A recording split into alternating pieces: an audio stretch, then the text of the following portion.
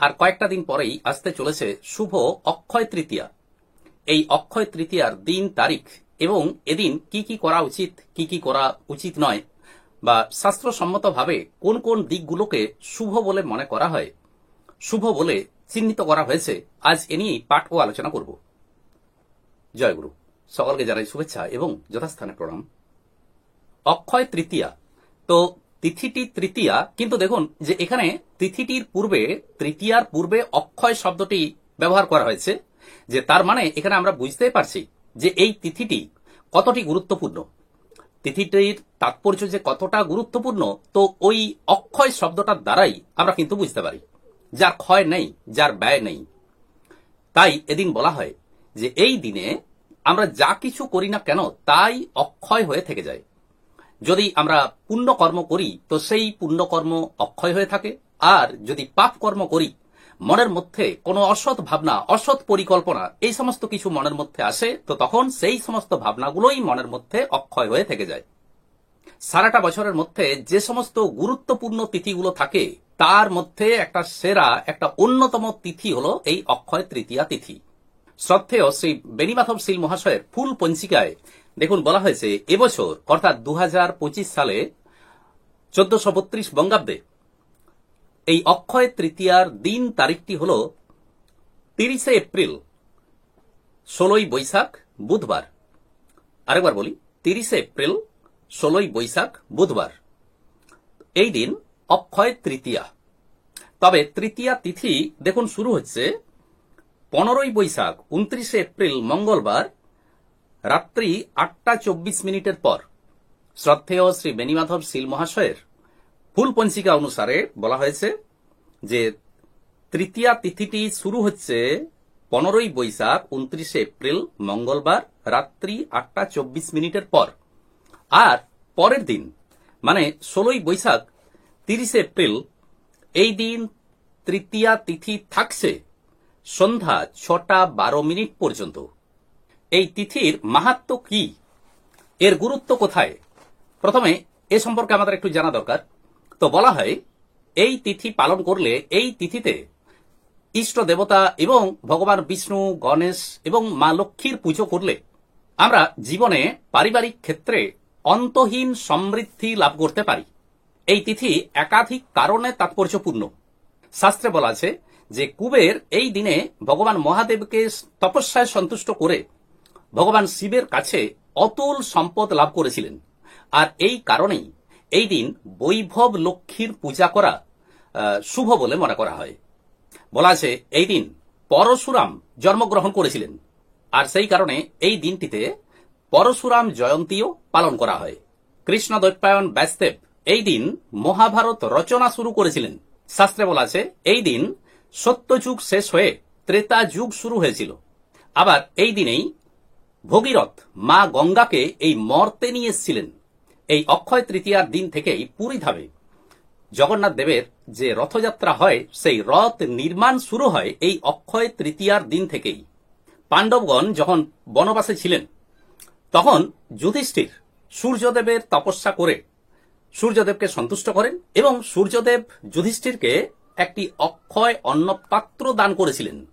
আর এই দিনে ভগবান শিব মা অন্নপূর্ণার কাছে ভিক্ষা প্রার্থনা করেছিলেন। এইরকম এই তিথিটির অর্থাৎ অক্ষয় তৃতীয়া তিথিটির একাধিক তাৎপর্য রয়েছে। তাই এই দিন অর্থাৎ অক্ষয় তৃতীয়ার দিনে আমরা যে কোনো শুভকর্ম, পূজা, শাস্ত্রপাঠ ইত্যাদি, দান কর্ম ইত্যাদি আমরা যাই করি না কেন তাই আমাদের কাছে আমাদের জীবনে অক্ষয় হয়ে থেকে যায়। আর যে কোনো শুভকর্ম শুরু করার একটি উপযুক্ত, একটি সেরা দিন এই অক্ষয় তৃতীয়া তিথি। যে কোনো শুভ কর্মেই দানের একটা বিশেষ তাৎপর্য আছে। তাই এই দিন দেবতাদের পূজা পাশা করার পর, হোম যাগযজ্ঞ ইত্যাদি আমরা বাড়িতে যে যেমন ভাবে পালন করি না কেন সেইভাবেই পালন করার পর যদি আমরা আমাদের সাধ্যমতো দুস্থ গরিবদেরকে সামান্যতম দান করতে পারি, তাও অনেক শুভ বলে মনে করা হয়। এই দিন ভগবান বিষ্ণু, ভগবান গণেশ এবং মা লক্ষ্মীর পূজা করা হয়। আর আমি মনে করি তার সাথে সাথে নিজ নিজ ইষ্ট দেবতার পূজা করা অবশ্যই প্রয়োজন। এই দিন খুব ভোরে স্নান করতে পারলে খুব ভালো হয়। সারাটা দিন মনের মধ্যে যাতে করে সৎ চিন্তার উদয় হয়, বিভিন্ন শাস্ত্র পাঠ, বিভিন্ন শাস্ত্র অধ্যয়ন, সৎসঙ্গে অংশগ্রহণ করা, ভগবানের নাম জপ শ্রবণ ইত্যাদির মধ্য দিয়েই যাতে করে আমাদের এই দিনটি অতিবাহিত হয় সেদিকে লক্ষ্য রাখা উচিত। এই দিনটিকে কেন্দ্র করে, অর্থাৎ এই অক্ষয় তৃতীয়ার তিথিটিকে কেন্দ্র করে ভগবান শ্রীকৃষ্ণ এবং সুদামাকে নিয়েও একটি কাহিনী রয়েছে। সুদামা ছিলেন অত্যন্ত দরিদ্র, আর সুদামার দারিদ্র ভগবান শ্রীকৃষ্ণ এই দিনেই দূর করে দিয়েছিলেন। বলা আছে এবছর অর্থাৎ 2025 সালে 1432 বঙ্গাব্দে এই বছরে যে অক্ষয় তৃতীয়া তিথিটি রয়েছে, এই দিন পূজার উপযুক্ত সময় ভোর 5:41 থেকে 12:18 পর্যন্ত। তবে অক্ষয় তৃতীয়া তিথিটি থাকছে 16 বৈশাখ 30 এপ্রিল সন্ধ্যা 6:12 পর্যন্ত। অর্থাৎ তিথি থাকছে 6:12 পর্যন্ত, সন্ধ্যা 6:12 পর্যন্ত। বাড়িতে পুজো সম্পন্ন করা পর্যন্ত উপবাস থাকতে পারলে ভালো হয়। এই দিনটি অর্থাৎ এই তিথিটি এতই তাৎপর্যপূর্ণ যে দেখুন, শ্রদ্ধেয় শ্রী বেণীমাধব শীল মহাশয় তার ফুল পঞ্জিকায় বলেছেন যে এই দিনে যে সমস্ত শুভ কর্ম রয়েছে তার মধ্যে দীক্ষা এই দিন দীক্ষা গ্রহণ করতে পারলে খুব ভালো হয়।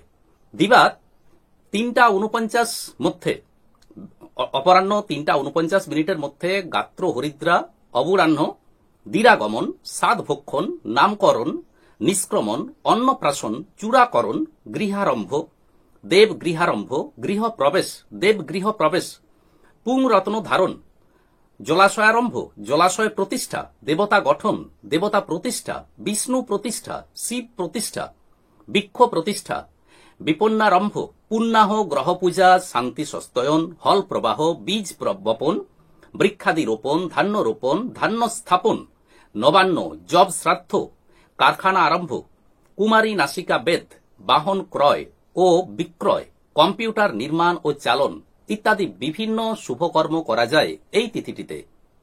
তবে যদি সকাল সকাল পূজা সম্পন্ন করা সম্ভব না হয় তাহলে দেখুন, অমৃত যোগ এদিন রয়েছে সকাল 6:44 মধ্যে ও 9:21 গতে, সকাল 9:21 পর 11:06 মধ্যে, এবং 3:28 গতে ও 5:11 মধ্যে, বিকেল 5:11 মধ্যে, অপরাহ্ন 3:28 পর এবং বিকেল 5:11 মধ্যে।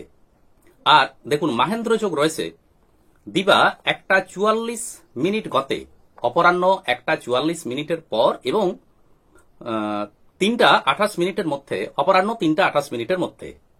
এই দুটি তিথিও খুবই গুরুত্বপূর্ণ তিথি, তাৎপর্যপূর্ণ তিথি, অমৃত যোগ এবং মাহেন্দ্র যোগ। তো তাই পুজোর ক্ষেত্রে আমরা যদি পুজোর ক্ষেত্রে দেখি সময়, তো সেখানে বলা হয়েছে যে ভোর 5:41 থেকে 12:18 পর্যন্ত। আর যেহেতু মাহেন্দ্র যোগ ইত্যাদি রয়েছে তাই সেক্ষেত্রে প্রায় 3:30 পর্যন্ত, দুপুর অপরাহ্ন 3:30 পর্যন্তই পুজো করা চলবে। তো পুজো করার সময় একটা রয়েছে, তাই এই সময়ের মধ্যে পুজো করতে পারলেই ভালো হয়। তবে এদিন স্নানের সময় সকাল 6টা থেকেই একদম সন্ধ্যা 6:12 পর্যন্ত। স্নান বলতে এখানে পুণ্য স্নান। এই দিন সোনা রূপার অলংকার, পিতলের বাসনপত্র, জমি জায়গা, গৃহ বাড়ি, পোশাক, বইপত্র, আসবাবপত্র ইত্যাদি কেনা শুভ বলে মনে করা হয়।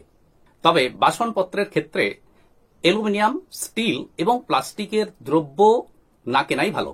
পোশাকের ক্ষেত্রে কালো পোশাক এড়িয়ে চলাই উচিত, অর্থাৎ কালো পোশাক কেনা এদিন উচিত নয়। আর এদিন কাউকে টাকা দেওয়া বা কারো কাছ থেকে টাকা নেওয়া, এই দুটো ব্যাপারকে এড়িয়ে চলতে পারলেই ভালো হয়।